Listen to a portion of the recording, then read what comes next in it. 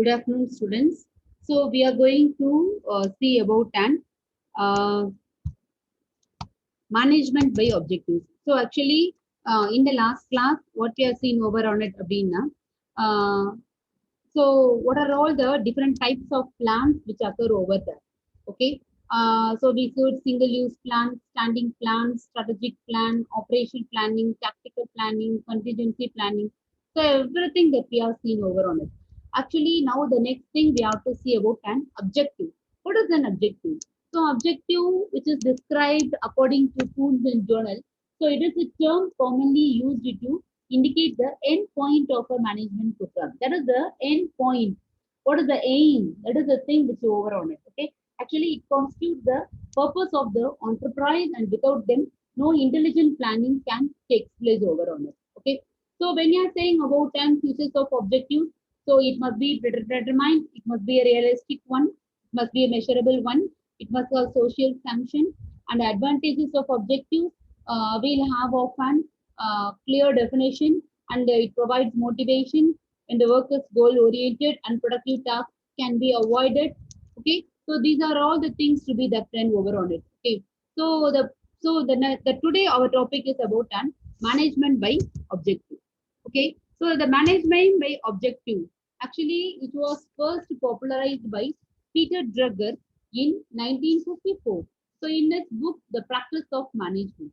So when you are defining a MBO, it is the process whereby the superior and the managers of an organization jointly identify its common goals, define each individual's major area of responsibility in terms of results expected outcome, and use these measures gates for operating the unit and assessing the contributions of each of its members.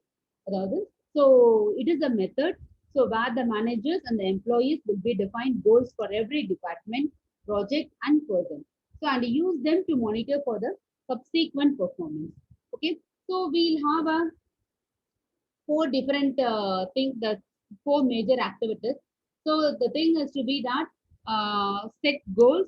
So by setting a goal, we have to develop action plan. And the third thing, we have to review the progress. And finally, we will be getting of an appraisal of an overall performance. So these are all the four activities. It is the first thing, setting of a goal. Second, that is establishing a clear and precisely defined statement of objectives for the employees, then the developing an action plan indicating how these objectives are to be achieved, and then reviewing the performance of the employees and appraising performance and based on objective achievement. Okay, so this is the steps which is given over that. Okay, so we'll have the first step is to be the set goals. So corporate strategic goals, department goals, individual goals will go over. So that will be carried out in the case of an action plan. So in action plan, if there is any review progress, and if there is any review progress, we should take a corrective action. So these two things will comes in a step three, and finally we'll go for an appraise performance.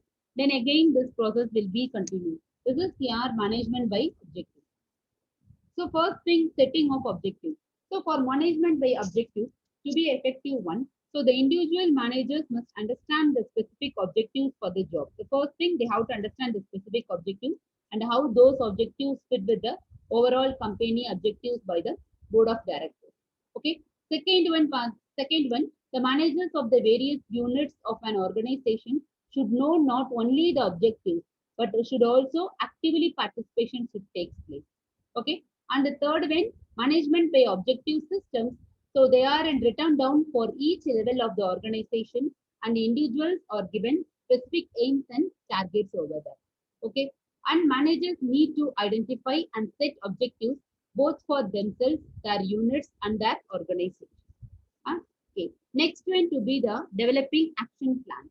So action plan specifies the action needed to address each of the top organizational issues and to reach each of the associated goals, who will complete each necessary action and according to what timeline, and overall top level action that can depict the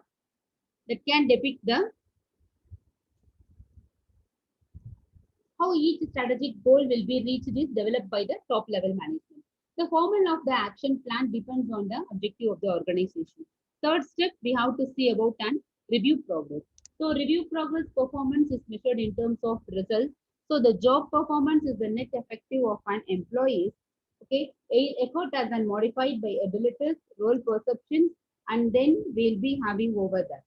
Okay, so abilities or personal characteristics uh, used in performing a job and usually do not fluctuate widely over a short period of time.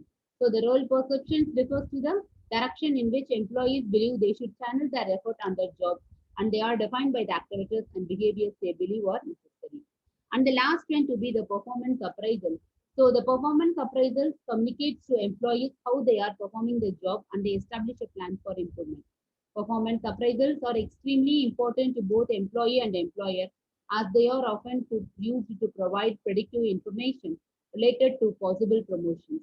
So appraisals can also provide input for determining both individual and organizational training and development needs. So performance appraisals which encourage performance improvement.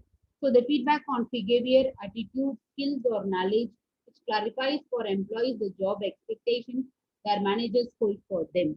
Okay, so this is about the actions overall. So we are in need to know what are all the advantages and disadvantages behind in the MBO. So when you are saying about the benefits of MBO, so we can have the improvement in the management. The performance can be improved at all company levels. The employees are motivated over that. So we'll have a departmental and individual goals. They are aligned with the company goals. Whereas in the case of any problems with the MBO, we'll have a danger of inflexibility, an environment of poor employer-employee relation, which reduces MBO effectiveness. Strategic goals may be displaced by operational goals.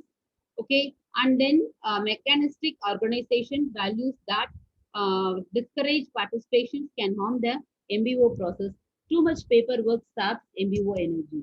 The next management we have to see about an strategic management. What is strategy? The strategy which has been adopted from the war and it is being increasingly used in business to reflect broad overall objectives and policies of an enterprise. So according to Coons and Wood, strategies must often denote a general program of action and develop deployment of emphasis and resources to attain comprehensive objectives. So strategies are plans which made in the light of the plans of the competitors because the modern business operates in a competitive environment. A set of managerial decisions and actions that determines the long run performance of an organization. So a six-step process that encompasses the strategic planning, implementation, and evaluation. So we will be having a six-step process. So the first thing we are saying about over here, formation of mission and objectives. We'll have a SWOT, that is the strength, weak, output, test analysis, and then we'll have about an consideration of strategic alternatives, choice of strategy, implementation, and then evaluation control. So this is about the strategic management process which occurs over on it. Okay. What about mission and goal? So already I said you that mission is a statement of the purpose of an organization, whereas major goals, the foundation for further planning. Secondary goals, they are objectives to be attained that lead to superior performance. So strength, weakness, opportunities, threats. So this is the identifying the organizational opportunities. So we'll have external analysis and internal analysis. The external analysis which identifies strategic opportunities and threats in the operating environment. We know that macro environment, national and immediate industry. Internal analysis, we have to identify the strength, there is a quality and quantity of resources available. Distinctive competences, which identify weaknesses, inadequate resources, managerial and organizational deficiencies. And the fourth step, we have to formulate the strategies. That is developing and evaluate strategic alternatives, select appropriate strategies for all levels in the organization that provide relative advantage over competitors, map tech organizational strengths to environmental opportunities, correct weakness and guard against threats.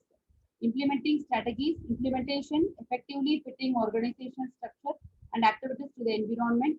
The environment dictates using strategy. Effective strategy implementation requires an organizational structure answer to its requirements. So evaluating results, how effective our strategies have been, what adjustments, if any, are necessary. So this is for all levels. So corporate levels will have a board of directors, CEO, corporate staff. For business level, we'll have some divisional managers and staff. And then functional managers will have a business functions, and then we'll have a marketing level. So the levels of strategic management will have a corporate level. So oversees development of strategies for whole organization. CEO is principal general manager who consult with other senior executives. Business level managers responsible for business units that provides product or services to particular market. Functional managers supervise particular function or operation. So this is the thing which is behind over in the strategic management. Okay. So the remaining thing that we can see in the next class. Thank you.